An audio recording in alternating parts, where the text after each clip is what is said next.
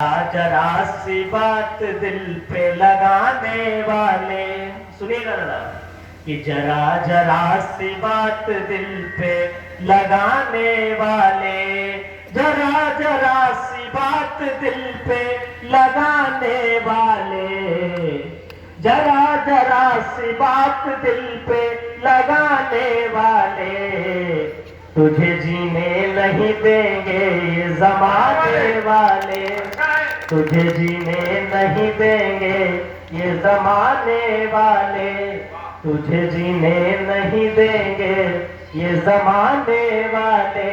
और इस गजल का अगला शेर सुनिएगा कि तुझे जीने नहीं देंगे ये जमाने वाले। और ये हम ये शेर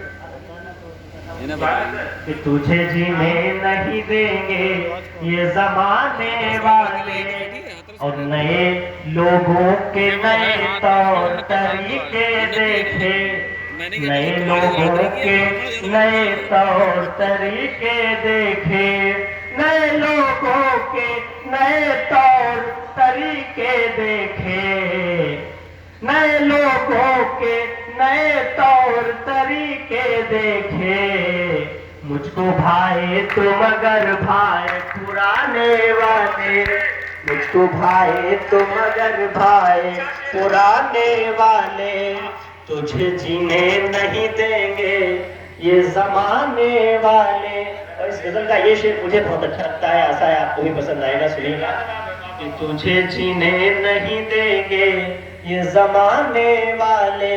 और ये शेर सुनिएगा कि जरा बता तो सही तुझको क्या मिला जालिम, जरा बता तो सही तुझको क्या मिला जालिम, जरा बता तो सही तुझको क्या मिला जालिम, एक हंसते हुए चेहरे को रुलाने वाले, एक हंसते हुए चेहरे को रुलाने वाले, जरा बता तो सही तुझको क्या मिला जालिम, जरा बता तो सही तुझको क्या मिला जालिम, एक हंसते हुए चेहरे को रुलाने वाले। इस गजल का हिंदी से सुनिएगा, एक हंसते हुए चेहरे को रुलाने वाले। और ये शेर सुनिएगा कि रहनुमाओं पे नहीं खुद पे भरोसा रखो, रहनुमाओं पे नहीं खुद पे भरोसा रखो, रहनुमाओं पे नहीं खुद पे भरोसा रखो, यहाँ जाते हैं भटक राह दिखाने वाले, यहाँ जाते हैं भटक राह दिखाने वाले, यहाँ जाते हैं भटक राह दिखाने वाले।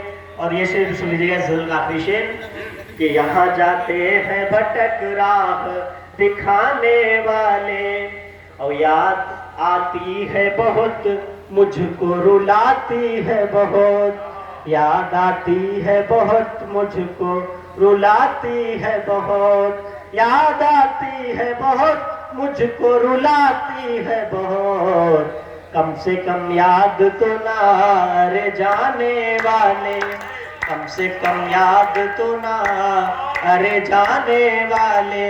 बहुत बहुत धन्यवाद, आप लोग बहुत अच्छा सुन रहे हैं। एक छोटी सी गजल और सुनाकर मैं अपना स्थान लेता हूँ, सुनिएगा। और आप भाई माइक वाले भैया मेरे को आ गए हैं, आप लोग इसकी आवाज़ ठीक कर दीजिए, इको बढ़ा दीजिए। हाँ, इसका इको हल्का सा बढ़ा दो। हेलो,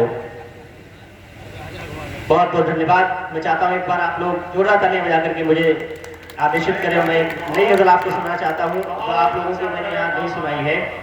सुनिएगा ये गजल, और फिर मैं अपना स्थान लेता हूँ, सुनिएगा कि काम ये सबको यहाँ करके दिखाना होगा, काम ये सबको यहाँ करके दिखाना होगा, काम ये सबको यहाँ करके दिखाना होगा, जो मिला है यहाँ किरदार निभाना होगा, जो मिला है यहाँ किरदार निभाना होगा।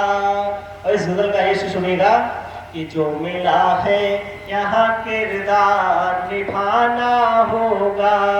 और ये गजल का शेर मैं आपको सबको समझ करना चाहता हूँ, सुनिएगा कि एक दिन ऐसा भी है साथ नहीं है कोई, एक दिन ऐसा भी है साथ नहीं है कोई, एक दिन ऐसा भी है साथ नहीं है कोई, एक दिन आएगा जब साथ जमाना होगा, एक दिन आएगा जब साथ जमाना होगा। जो मिला है, कहा जाता है कि जब अच्छी गजल होती है तो लोग शांत होकर के सुनते हैं, और मुझे अच्छा लग रहा है कि आप लोग बहुत ही डूब करके गजल को सुन रहे हैं। लेकिन आपके शांत रहने से हम जब शांत हो जाए, इसलिए जो तालियां बजाते रहिएगा। कि जो मिला है यहाँ किरदार निभाना होगा। और हमारे युवा साथी यहाँ पर बैठे हुए हैं, मैं उनको ये गजल का ये शेर देना चाहता हूँ, और मैं चाहता हूँ कि उस पर आप लोग मुझे आशीर्वाद दीजिएगा अगर आपको शेर अच्छा लगे। एक दिन ऐसा भी है साथ नहीं है कोई, एक दिन आएगा जब साथ जमाना होगा। और ये शेर सुनिएगा, आप सबकी नजर करता हूँ कि उड़ा रहे हो अभी बापू की कमाई को, उड़ा रहे हो अभी बापू की कमाई को, उड़ा रहे हो अभी बापू की कमाई को, पता चल जाएगा जब खुद भी कमाना होगा, पता चल जाएगा जब खुद भी कमाना होगा, पता चल जाएगा जब खुद भी कमाना होगा।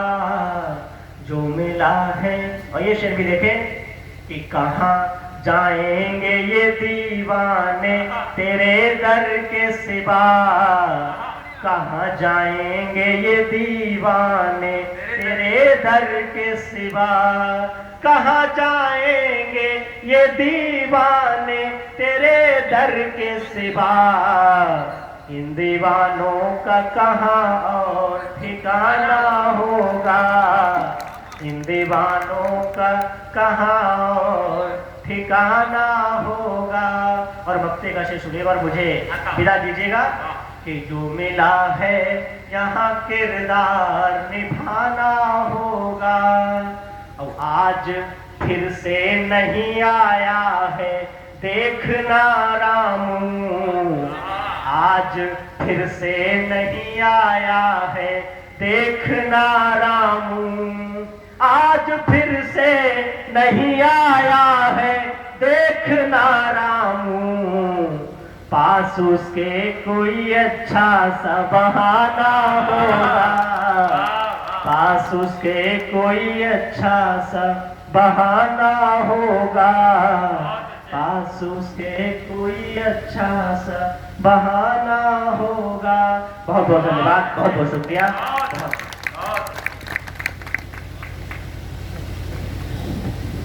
बहुत प्यारे मुक्तक और बेहतरीन अशार से नवाज रहे थे भाई रामू। एक बार उनके लिए और तालियां बजा दीजिए। उन्होंने बहुत अच्छी शुरुआत आज के इस कवि सम्मेलन में करी है, और निश्चित रूप से जो कवि आएगा वो अपने हिस्से का श्रेष्ठतम ही देकर के जाएगा। इस बात की आश्वस्ति हमें है, हमें पदम अलवेला दादा तक पहुंचना है, और निश्चित रूप से उन तक पहुंचते पहुंचते इस कवि सम्मेलन अपनी ऊंचाइयों पर होगा, अपने चरम पर होगा। बहुत अच्छे अशार पेश किए रामू भाई ने। उन्होंने कहा कि आप काम ये करके यहाँ सबको दिखाना होगा। एक शर्त रखी उन्होंने, कंडीशन रखी अपने मतले में कि काम ये करके यहाँ सबको दिखाना होगा, जो मिला है यहाँ किरदार निभाना होगा। मैंने इसमें एक शेर जोड़ा आप सबके लिए, मैंने भी एक कंडीशन रखी कि जो मिला है यहाँ किरदार निभाना होगा। आप महफिल में नहीं सोई बताने के लिए, कवियों की बातों पे तालियां बजाना होगा। तो बीच बीच में तालियां बजाते रहिएगा ताकि ऐसा न लगे कि आप सोए नहीं हैं। ऐसा महसूस होना चाहिए। बिल्कुल जीवंत होकर, जागृत होकर के इस कवि सम्मेलन को सुनते रहिएगा। अब मुझे उस कवि को बुलाने का मन हो रहा है जो थोड़ा सा नटखट भी है, लेकिन उसके नटखटपन में भी कहीं न कहीं देशभक्त की भावना भी है। शिवम कुमार आजाद बहुत प्यारा अनुज है मेरा, बहुत हाजिर जवाब है। पिछले दिनों 3 लड़के आपस में बात कर रहे थे। एक ने कहा हमारे पिताजी नदी में कूदते थे, नाले में निकल जाते थे। दूसरे ने कहा हमारे पिताजी नाले में कूदते थे, नदी में कूदते, नाले में कूदते थे, नदी में निकल जाते थे। दूसरे ने कहा हमारे पिताजी नदी में कूदते थे, समुद्र में निकल जाते थे डुबकी लगा के। शिवम कुमार आजाद ने कहा इनमें कौन सा बड़ा कमाल करते थे? कमाल तो हमारे पिताजी करते हैं। उन दोनों ने पूछा आपके पिताजी क्या करते हैं? शिवम कुमार आजाद ने कहा हमारे पिताजी पानी की टंकी में कूद जाते हैं और टोटी से निकल आते हैं। तो ये ऐसे ऐसे कमाल करने का हुनर जिसके पास है, बहुत अद्भुत कवि है। मैं चाहता हूँ उससे बुलाऊं, लेकिन राष्ट्रीयता का रंग उसके मूल में है। वो कई देशभक्त की भावनाओं से ओतप्रोत कविताओं को पढ़कर के आपको रोमांचित करने की सामर्थ्य रखने वाला रचनाकार है। और निश्चित रूप से उनकी कविताओं को आप सुनेंगे तो आप सब रोमांचित होंगे। चलती सांसों में चक्र का निशान जिंदा है। मुझे भी ज्यादा बीच में बोलना इसलिए नहीं है, बहुत शॉर्टकट में कमलकांत दादा कान में आए, बोले शॉर्टकट में संचालन करो। अच्छा, जब हम घर से आज सुबह 5 बजे चले तो हमारी श्रीमती जी ने कहा जान कटरा शहादतगंज जा रहे हो? हमने कहा हाँ रानी कटरा शहादतगंज जा रहे हैं, लेकिन तुमने मुझको आज जान तो बोला। उन्होंने कहा जानवर कहने में लंबा हो जाता है, हमने शॉर्टकट में निपटाया।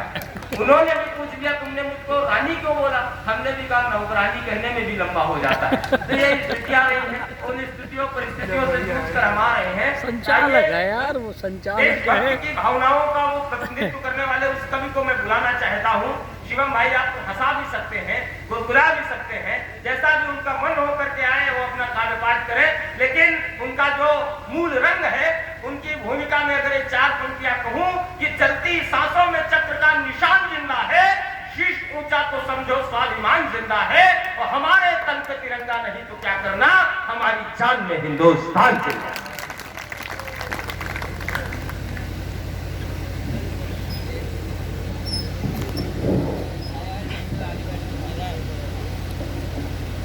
बहुत बहुत धन्यवाद भैया,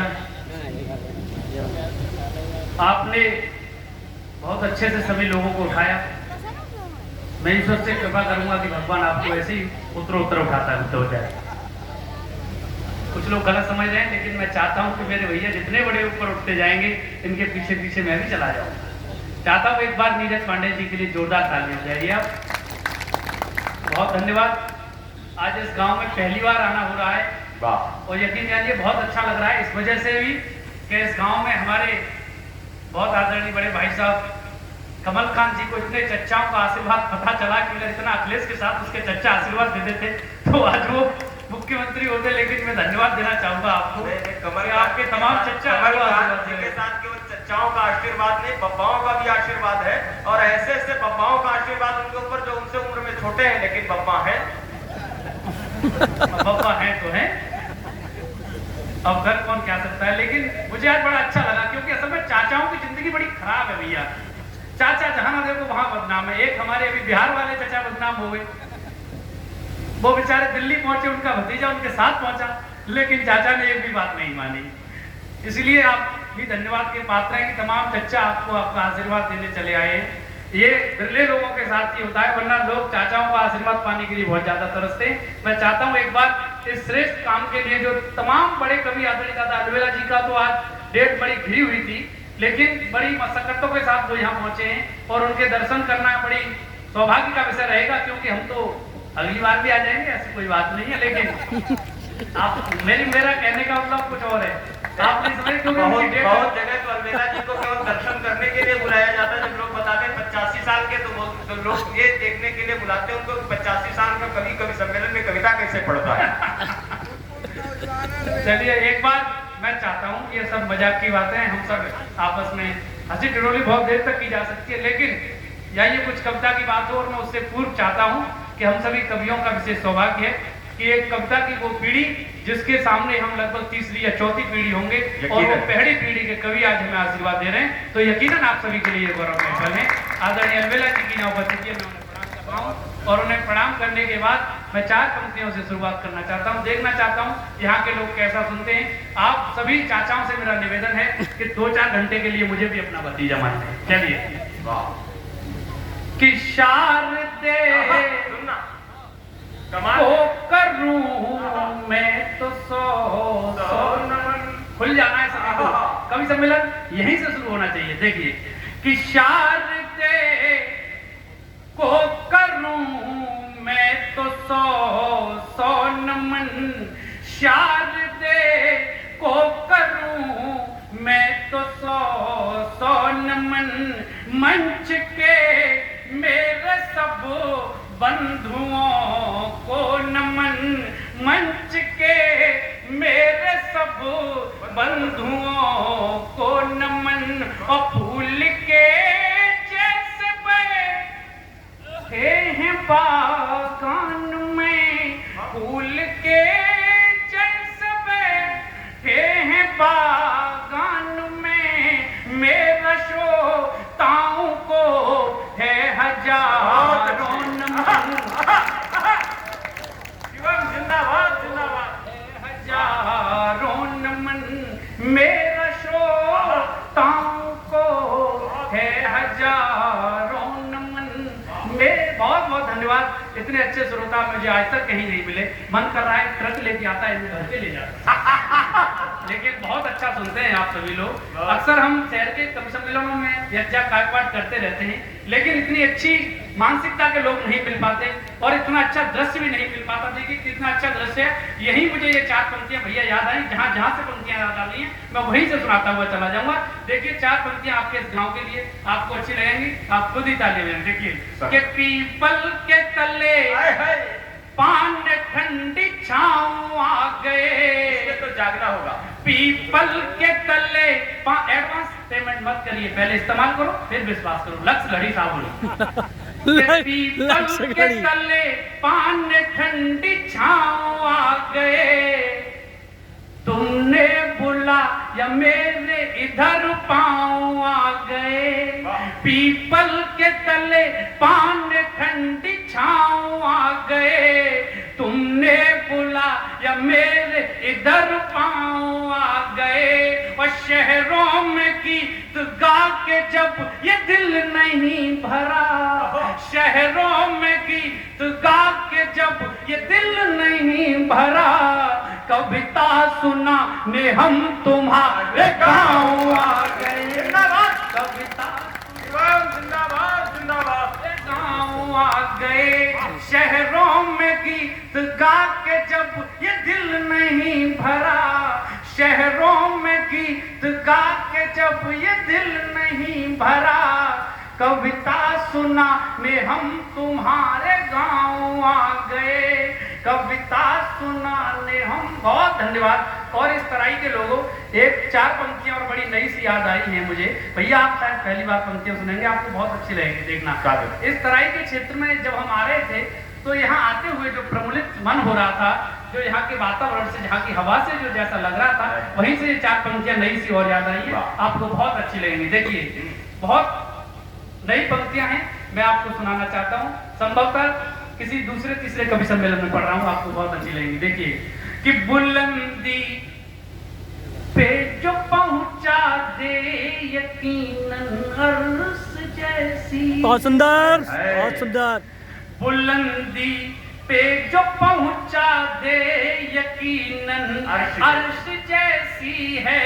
बुलंदी पे जो पहुंचा दे यकीनन अर्श जैसी है। यहाँ पर कामयाबी भी बड़े उत्कर्ष जैसी है। यहाँ पर कामयाबी भी बड़े उत्कर्ष जैसी है। मेरे गालों को छूती है तो ये महसूस होता है। मेरे गालों को छूती है तो ये महसूस होता है। हवा इस गांव की माँ के सुखद स्पर्श जैसी है। हवा